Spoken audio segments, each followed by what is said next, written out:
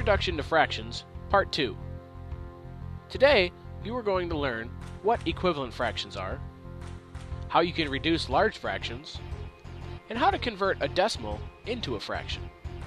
So what are equivalent fractions?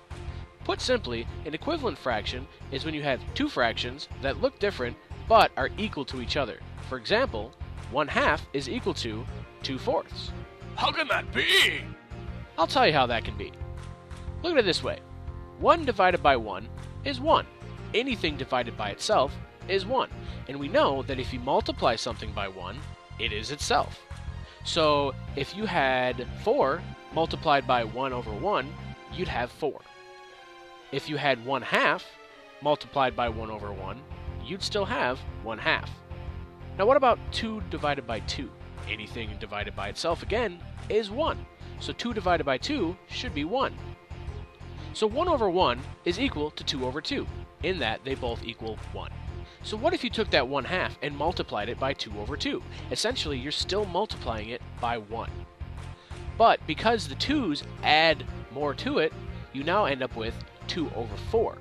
And this can be proven by taking 1 and dividing it by 2, and that gives you 0.5. If you take 2 and divide it by 4, you will again have 0.5, making sure that these two numbers are equivalent.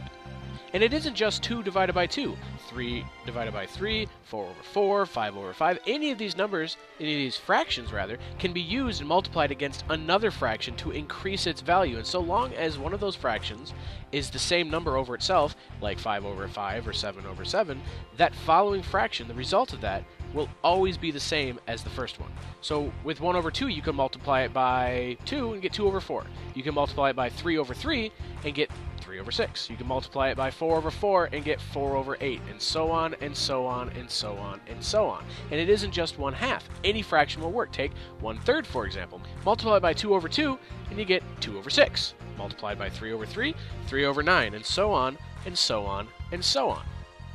When using prime numbers to break down fractions, first you need to understand what exactly are prime numbers. A prime number, or a prime, is a number greater than 1 that has no positive divisors other than 1 and itself. Simply that means that it can only be divided by 1 in itself and nothing else. So if you try to divide it by, say, 15, it's not going to work. Try to divide it by 7, not going to work. So below I've listed some examples. Now prime numbers can go a lot higher than the examples I've listed, but these ones should get us as far as we need today. Any non-prime number can be broken down into its prime numbers, that is, the prime numbers that make it up. For example, 4 can be broken down into 2 times 2. 2 is a prime number because it can't be broken down any further than 2 times 1.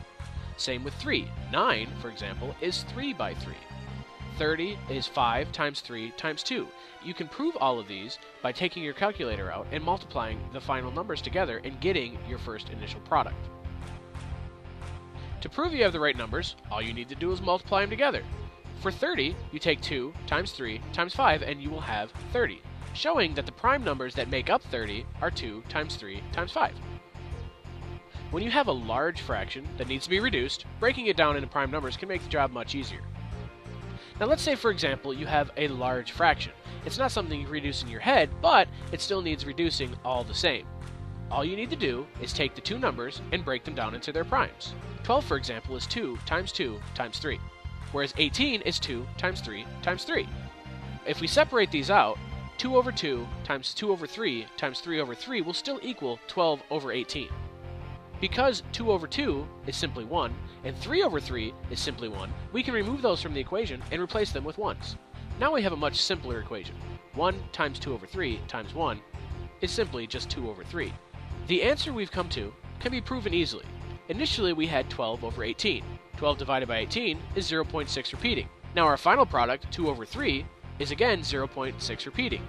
This proves that these two numbers, 12 over 18 and 12 over 3, are equivalent fractions. And since 2 over 3 can be reduced no further, we have now proven that 12 over 18 reduced is 2 over 3. Perhaps we should try a larger number, say 96 over 160. I've shown here the chain necessary to show the prime numbers that make up each of these. 96 is 2 times 2 times 2 times 2 times 2 times 3, whereas 160 is 2 times 2 times 2 times 2 times 2 times 5. As I'm sure you can guess, there's going to be a lot of crossing out here, and at the very end, we're going to be left with a very small fraction. And now you know how to break fractions down using their prime numbers. When converting decimals to fractions, I will admit it's a bit more complex than when converting fractions to decimals. You can't simply put the numbers into a calculator and get your answer. However, it is relatively simple once you get it down. Now we know that 0.5 equals 1/2. But what about a number we don't know right offhand? Say 0.125. How do you turn that into a fraction? Well, first, let's count how many digits are behind the decimal. 1, 2, and 5 are 3 total digits. With me so far? Take those 3 digits and turn those into zeros behind a 1, and that gives you 1,000, okay? So you put that 125 over 1,000, and you have your fraction. And since we've just learned how to reduce those fractions, let's put that to the test. 125 is equal to 5 times 5 times 5. If you need to, go ahead and pause this real quick and prove that with your calculator. 1,000 is equal to 2 times 2 times 2 times 5 times 5 times 5. Again, prove with your calculator if you need to.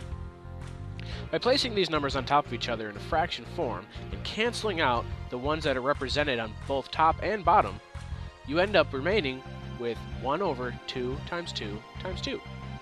Now multiply those together and you get 1 over 8. So 0.25 is equal to 1 over 8. We can prove this by typing 1 divided by 8 into our calculator and getting 0.125. This process is a little bit trickier for numbers that have repeating decimals like 1 over 3, 1 over 6, and 5 over 9. However, it is possible, and should you like to know more, feel free to contact me and I'll be glad to sit down and explain this to you. So, what have you learned today? You've learned what equivalent fractions are. You've learned how you can reduce large fractions into their smaller equivalents. And you've learned how to convert a decimal into a fraction. Tomorrow, calculus! Nah, I'm just messing with you.